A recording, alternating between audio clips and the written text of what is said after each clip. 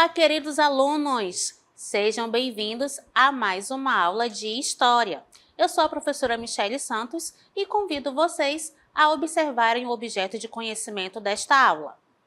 Aula 13, objeto de conhecimento, o mundo em conflito, a Primeira Guerra Mundial, a questão da Palestina, com detalhamento à Primeira Guerra. Vamos à nossa aula?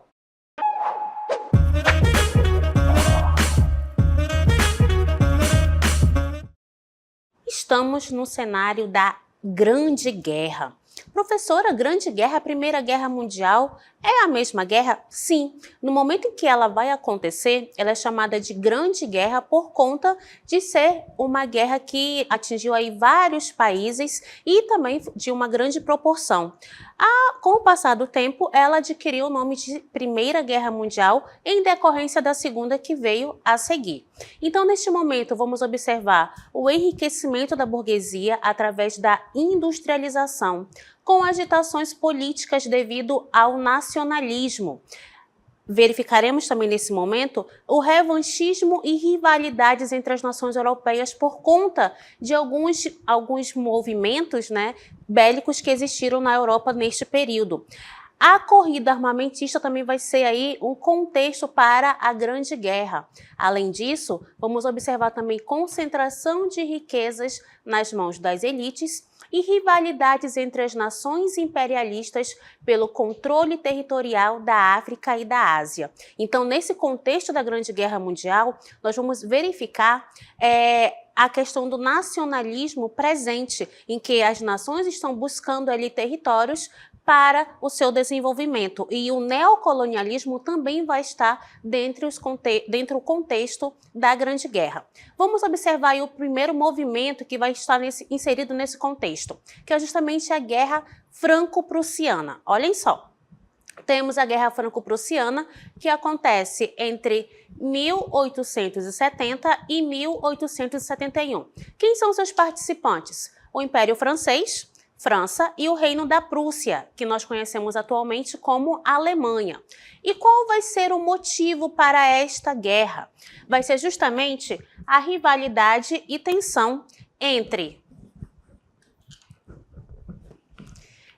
França e Prússia desde as guerras napoleônicas. Vamos observar a oposição da França ao processo de unificação da Alemanha. Olha só, uma coisa vai puxar a outra. Quando a Alemanha vai se tornar uma nação, vai estar ali com seu território unificado, vai ser um concorrente direto para as nações que já estavam ali em desenvolvimento. Principalmente com a relação a integração no sul do território alemão. Napoleão III acreditava que uma Alemanha forte e unificada iria ameaçar a França. Então, observem aqui no mapa que essa área em verde é o Reino da Prússia, que nós conhecemos como Alemanha,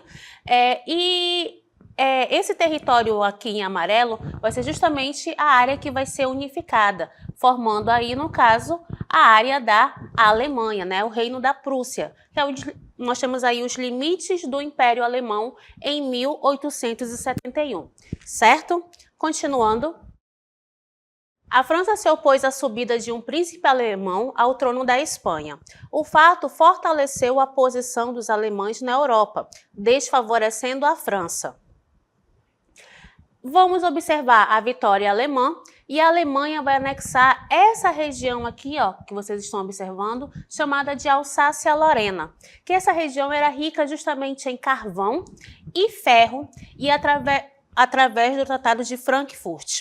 A França sente-se humilhada porque perderam o território da Alsácia-Lorena e queriam revanche, o que nós conhecemos como revanchismo francês. Quais são as consequências dessa guerra? Vai resultar na finalização do processo de unificação da Alemanha.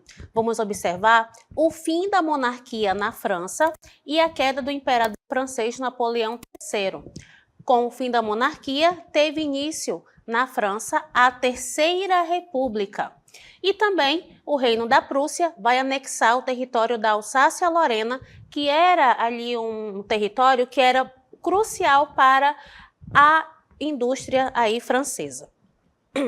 Formação do Império Alemão e surgimento do sentimento de revanche dos franceses com relação aos alemães, gerado principalmente pelas imposições do Tratado de Frankfurt. Este fato foi uma das causas que deu início à Primeira Guerra Mundial.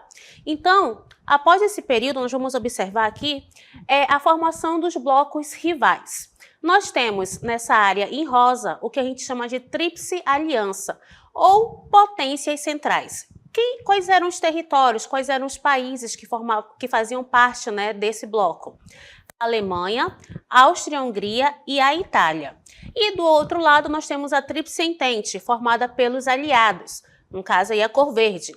Nós temos aqui o Reino Unido, né, e a Irlanda, que formam aqui a Grã-Bretanha, a França, né, e a Rússia, né, que vão aí se juntar contra esse bloco aí da Tríplice Aliança, ok? Outro fator também que vai ser o contexto da Grande Guerra vai ser a questão marroquina. O que consistia essa questão? Era a disputa pelo controle no norte da África. Marrocos e Egito estavam ali sob disputa. A Alemanha sentiu-se prejudicada pelo Entente Cordiale, que quer dizer o quê? Acordo cordial. O que esse acordo ele estabelecia? O controle do Marrocos pela França e do Egito pelos ingleses, né, pela Inglaterra. Então, essas regiões eram disputadas devido à sua localização estratégica no norte africano. E como a Alemanha vai chegar depois a esse processo de conquista, né, tanto do território ali africano quanto asiático, eles vão se sentir aí prejudicados por conta deste acordo, certo? Então, no aumento de tensões políticas e militares entre as potências europeias, ficou estabelecido o controle europeu sobre as seguintes regiões africanas. O Canal de Suez, no Egito, estava sob o domínio da Inglaterra, Marrocos estava sob domínio da França e o Congo francês vai estar sob domínio da Alemanha, né? Então, esse território aí, vamos observar aí os resquícios, né, do que nós vamos chamar de neocolonialismo, que estará também no contexto da Grande Guerra. Outra questão também é justamente a questão balcânica. Quais são as características desse processo, né, dessa questão balcânica? Bem, a região balcânica era dominada pelo Império Otomano. Nesse local, na região balcânica ou Península Balcânica, houve o assassinato de Francisco Ferdinando. E o assassinato deste homem, né, vai servir como estopim da Grande Guerra. E ele foi assassinado na Sérvia, que é uma região da Península Balcânica. Vamos observar a crise na Bósnia. Né? O que vai acontecer nesse momento? Né? O Império Austro-Húngaro vai anexar a Bósnia e a Herzegovina, que são territórios da Península Balcânica, e a Sérvia vai se opor a esta anexação. Vamos observar também a questão do nacionalismo, em que há possibilidade de independência e estabelecimento de territórios dos diferentes povos que habitavam a região. Há também conflitos locais para estabelecer territórios e as potências europeias, né, vão observar que tem também interesses estratégicos e econômicos na região balcânica. Então, queridos, como vocês podem observar aqui no mapa, essa região é justamente a região balcânica, certo? E aqui é que houve todo esse processo aí, em que houve a anexação da Bósnia e Herzegovina. A Sérvia, observem aqui, ó, foi contra essa anexação. Professora, mas onde é que está a Bósnia e Herzegovina neste mapa? Essa área em verde aqui, tá, gente? Só aparece aqui a capital, que é Sarajevo, mas essa região aqui era chamada de Bósnia Herzegovina. E a Sérvia, ela vai ser contra a anexação desta área aqui, que eu acabei de marcar aqui para vocês, para o Império Austro-Húngaro. Por quê? Porque a Sérvia, ela queria unificar todos os eslavos em seu território. E ela possuía o apoio de quem? Do Império Russo. Os russos também tinham uma quantidade de eslavos bem significativa. Então, quando o Império Austro-Húngaro decide anexar essa região ao seu território, a Sérvia ela vai ficar com o pé atrás. Por quê? Porque ela queria justamente unificar todos os eslavos, certo? Então, né, lembrem do nome da cidade, né? Sarajevo. Olha só o que vai acontecer nessa cidade.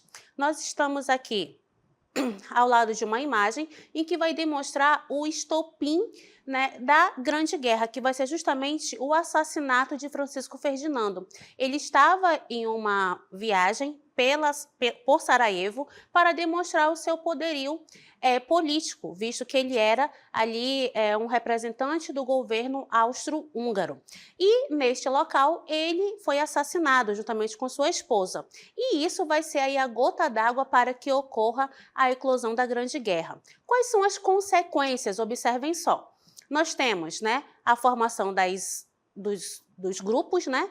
E como consequência, a Áustria-Hungria vai declarar guerra à Sérvia, a Rússia vai apoiar a Sérvia, a Alemanha apoia a Áustria-Hungria. Então, observem que o grande fator aqui vai ser quem? A Sérvia, né? É na Sérvia que acontece o assassinato. E os sérvios, eles eram apoiados pelo Império Russo. E o que vai acontecer nesse momento, né? O Império Austro-Húngaro, ele tem o apoio da Alemanha. Quando o Império Austro-Húngaro declara guerra à Sérvia, a Rússia, né, vai dizer o seguinte, olha, eu vou apoiar a Sérvia. E a Alemanha, por conta do acordo que eles possuíam aqui, ó, vai apoiar o Império Austro-Húngaro. E, como eles estavam aí num grupo, quando um entrava em guerra, os outros territórios que faziam parte daquela tríplice, né, daquele grupo, automaticamente também entrariam em guerra. E assim, o que vai acontecer? Vai iniciar a Grande Guerra. E esta Grande Guerra possui fases. A primeira fase é chamada de Guerra de Movimentos e ela começa em 1914, em que há manobras rápidas para obter vantagens. Já a Guerra de Trincheiras, ela dura de 1914 a 1918 e há impasse nas frentes de batalha, com batalhas sangrentas e uso de novas tecnologias de guerra, como tanques, gases venenosos e aviões. Dentre as características da Grande Guerra, né, nós vamos observar da Guerra de Movimento, justamente a mobilidade em que há o movimento, né, dessas tropas e é marcada justamente pela rápida movimentação, pelo uso de cavalaria, veículos motorizados e também pela tentativa de cercar o inimigo. Eles acreditavam que este levante, que esta guerra seria rápida, mas nós vamos observar que não foi bem assim que aconteceu. Outra característica, né, da guerra de movimento são ofensivas rápidas, em que a estratégia central é fazer o quê? Lançar ataques rápidos e decisivos para desestabilizar o inimigo e forçá-lo a recuar. Outro objetivo também, outra característica, é cercar as forças inimigas, cortando suas linhas de abastecimento e forçando rendições em grande escala. Essa parte da guerra também tem a presença do plano Schlieffen, que foi implantado pela Alemanha e visava a invasão da Bélgica e marcha rápida para Paris. Nós observamos aí duas batalhas, a de Charleroi e de Mons, em que tem-se a vitória alemã. Observem aqui no mapa que nós temos aqui a Alemanha e, de acordo com esse plano, a Alemanha atacaria a França, aqui para o lado ocidental, como mostra aqui no mapa. Mas o que eles pensavam? Vamos atacar a França passando pela Bélgica, né, em que eu não vou ter ali uma grande resistência, mas isso não aconteceu de fato, uma vez que a Alemanha, ao passar pelo território belga, da Bélgica, né? Eles vão observar aí que vai ter uma resistência e o Reino Unido vai mandar tropas para essa região para tentar bloquear a entrada dos alemães. Em contrapartida, né, nós temos aqui também os russos, né, entrando no território alemão. Ou seja, esse plano ele não vai dar certo, né, como acreditavam os alemães. Então, esse plano ele foi elaborado entre 1906 e 1907 e previa, na frente ocidental, a concentração da maior parte das forças alemãs, com uma ala direita muito superior ao centro e ala esquerda. Esperava-se a rápida derrota da França para, em seguida, transferir parte importante das forças para o Oriente e contra-atacar as forças russas. Observamos que isso, de fato, não aconteceu. Na Guerra de Movimento, vamos ter a Batalha do Marne, que acontece em setembro de 1914, em que há a vitória francesa e britânica, e temos o fim da fase da Guerra de Movimento e o início da Guerra de Trincheiras, que já vamos observar como é que ela é caracterizada. Quais são as consequências dessa parte da guerra?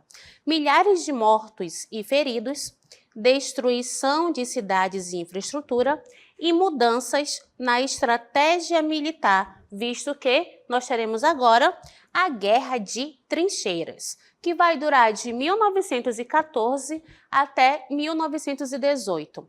Ela é caracterizada pelo impasse nas frentes de batalha, com batalhas sangrentas e uso de novas tecnologias de guerra, né, como tanques, gases venenosos e também submarinos e aviões. Então, nós estamos aqui inseridos numa área em que nós caracterizamos como as trincheiras. Agora estamos num cenário que representa a Guerra de Trincheiras. Ainda que no início da Primeira Guerra Mundial, ambos os blocos militares tivessem planos para uma guerra ofensiva, ao fim de alguns meses, a época da Guerra de Movimento seria substituída pela época das guerras de trincheiras. O desenvolvimento da tecnologia militar, especialmente com o aparecimento das metralhadoras e canhões com grande poder de fogo, tornou a defesa a melhor arma. Os exércitos encontravam-se entrincheirados, tendo encontrado segurança em valas ou trincheiras que proporcionavam abrigo contra a artilharia do inimigo.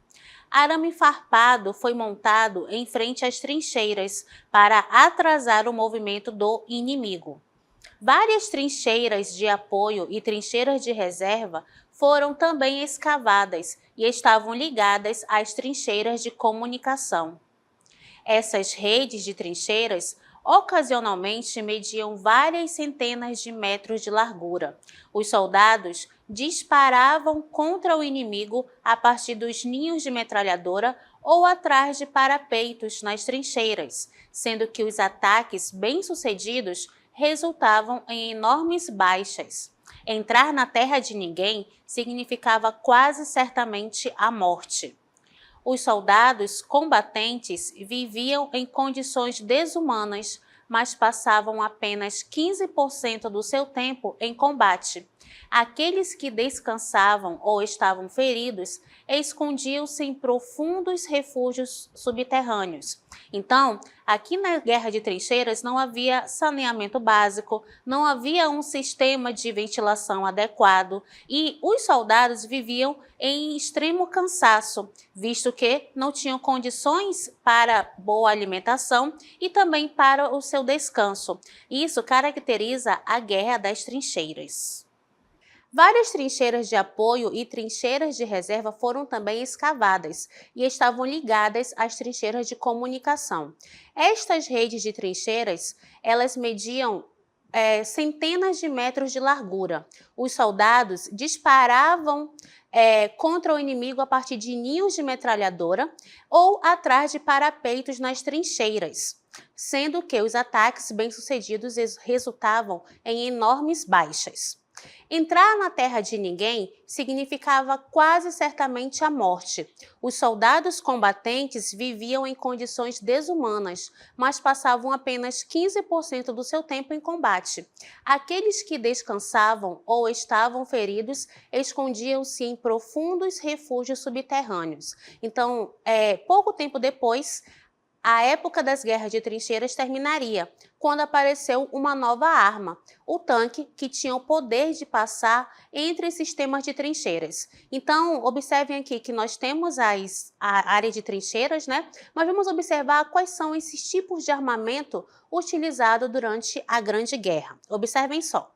Nós temos aqui a arma química, a metralhadora, o submarino e o tanque de guerra. Cada um desses armamentos, fazia parte justamente dos avanços tecnológicos. Então, como arma química, nós temos o gás mostarda, em que a sua ingestão irritava as mucosas e as membranas, gerando ardência. Se a quantidade de gás for grande, afeta todo o sistema digestivo. Os sintomas aparecem após 24 horas, por se misturar com gordura. E é um agente facilmente absorvido pelo organismo e é capaz de atravessar roupas. Um segundo aspecto desse avanço tecnológico é a metralhadora, que era capaz de realizar 550 tiros por minuto. O outro instrumento é justamente os submarinos, em que a capacidade do tanque de ataque, dos submarinos provocou uma corrida para o desenvolvimento de armas capazes de abatê-los. E, por fim, o tanque de guerra. Ele não vai apresentar resultados esperados, mas com certeza ocasionava ali um grande medo para aquelas pessoas que estavam ali próximas a esse tanque. E também ocasionou aí uma mudança no maquinário militar, ok? Continuando, vamos observar aí no nosso texto, em 1917 é o ano decisivo para a Primeira Guerra Mundial. Nós vamos observar a entrada dos Estados Unidos no conflito, em que vão declarar guerra à Alemanha após haver um afundamento de um navio mercante norte-americano por um submarino alemão. E também a saída da Rússia do conflito após a assinatura do Tratado de Brest-Litovsk com a Alemanha, em março de 1918. A Rússia estava passando por um processo de crise interna, então era necessário que ela saísse desse conflito externo para poder se voltar a resolver seus problemas internos. E também vamos observar a presença do Brasil na Primeira Guerra Mundial. Como é que vai se dar esse processo? Vamos observar primeiro que o Brasil vai adotar uma postura neutra e vai buscar manter relações amistosas com todas as nações envolvidas no conflito. Porém, essa mudança neutra ela vai mudar após ataques alemães a navios brasileiros, em que vão começar a ocorrer ataques a partir de 1917. E isso vai fazer com que haja ali a pressão popular e governamental, em que eles vão querer aí fazer justamente que o Brasil tome alguma atitude, E esses ataques vão gerar o quê? Grande indignação no Brasil, tanto da população quanto do governo, certo? Então, o rompimento de relações diplomáticas acontece em abril, mas o Brasil só vai declarar guerra à Alemanha em outubro de 1917, após novos ataques a navios brasileiros, incluindo o navio Macau, que transportava café para a Inglaterra. Então, a partir deste momento, há aí a declaração de guerra do Brasil à Alemanha. E essa situação vai ser noticiada nos jornais da época, como aqui o Correio da Manhã, em que traz em sua manchete o Brasil em estado de guerra e declara guerra adere à Primeira Guerra Mundial. Então, vamos observar que há forças navais, apoio material e enfermeiros e médicos que vão participar da Grande Guerra. Impacto da participação. Relações internacionais vão se fortalecer com os Estados Unidos e outras potências aliadas, certo? Desenvolvimentos internos também vão acontecer, com o aumento do nacionalismo e mudanças nas percepções sobre o papel do país na arena internacional. Então, isso vão ser causas justamente vão ser causas e consequências da guerra para o Brasil. Em relação à América, né, em relação aos Estados Unidos, o que vai acontecer nesse momento? Vamos observar aqui a questão americana, com a neutralidade, com benefícios econômicos. Ele vai se tornar aí exportador privilegiado tanto de armas quanto de alimentos e vai se tornar credor mundial. França e Inglaterra vão se endividar com os Estados Unidos, certo? E como é que termina esse conflito? Com o Tratado de Versalhes, que vai pôr fim à Primeira Guerra Mundial. Vai ser assinado em 28 de junho de 1919 e vai ser imposto pelas potências vencedoras à Alemanha. Quais são os principais termos trazidos neste tratado? Primeiro, a perda de territórios. A Alemanha vai perder várias regiões, incluindo a França, né, que vai, no caso aí, receber de volta a Alsácia-Lorena, a Bélgica, a Polônia, que vai ter aí o corredor polonês e a Dinamarca, certo? Outra característica, né, adotada aí por esse termo vai ser a descolonização. Várias áreas colonizadas pela Alemanha vão ser redistribuídas. As colônias alemãs na África e no Pacífico foram colocadas sob mandato da Liga das Nações. Outra característica, redução das forças armadas. A Alemanha teria o seu exército limitado a 100 mil homens, sem direito a tanques e aviação militar e também submarinos. Desmilitarização da Renânia. Essa área vai ser uma zona tampão entre a Alemanha e a França e não haverá ali área militar, ok? O nosso próximo tópico, reparações de guerra. A Alemanha foi responsabilizada pelo pagamento de pesadas reparações aos aliados, totalizando 132 bilhões de marcos ouro, aproximadamente 33 bilhões de dólares na época. E ainda o controle econômico. A Alemanha teve severas restrições econômicas impostas, incluindo o controle das minas de carvão do Sarre pelos franceses por 15 anos. E também foi considerada a grande culpada da guerra, de acordo com o artigo 231, que vai ser a cláusula de culpa de guerra. Ok? Liga das Nações também foi um dos termos do tratado. Organização internacional destinada a manter a paz e prevenir futuros conflitos. A Alemanha foi inicialmente excluída da Liga das Nações. E quais são as consequências do tratado? Observem só. Vamos observar aí o impacto econômico, com a inflação galopante e problemas econômicos graves durante a década de 1920. O impacto político podemos verificar através da instabilidade política e o crescimento de movimentos extremistas, incluindo o nazismo. A ascensão do nazismo, a promessa de reverter as condições do tratado e restaurar o poder e o orgulho da Alemanha foi central para a ideologia nazista e também observamos aí o prelúdio da Segunda Guerra Mundial. A percepção de injustiça e a insatisfação generalizada com os termos do Tratado de Versalhes criaram um ambiente de instabilidade.